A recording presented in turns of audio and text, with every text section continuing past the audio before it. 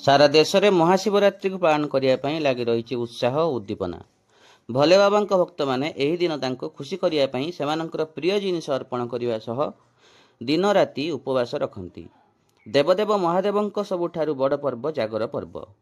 शंकर आशीर्वाद पाइबापी राति सारा उजागर रही दीप जलांती भक्त मैंने।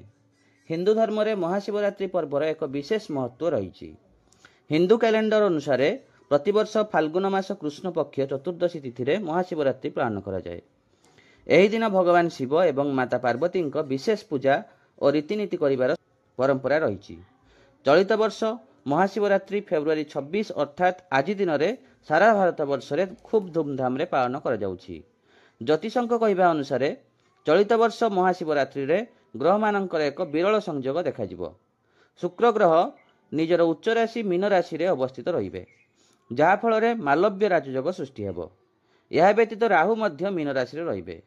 सूर्य एवं शनि उभय कुंभ राशि रे रहिबे। ग्रह मानक अवस्थितिर एही विरल संयोग प्राय 152 वर्ष पर देखा मिलुछि, जहाँ केतेक निर्दिष्ट राशि व्यक्तिविशेषों लाभदायक सब्यस्त होबार यथेष्ट संभावना रही। मेष राशि मेष राशि व्यक्तिविशेषों जानवाहन एवं घरर सुख मिल पारे। चाकरी और व्यवसाय करुवा व्यक्ति मानकर विशेष अग्रगति हो पारे। मिथुन राशि लोक मानू सम्मान और धन वृद्धिर संभावना रही।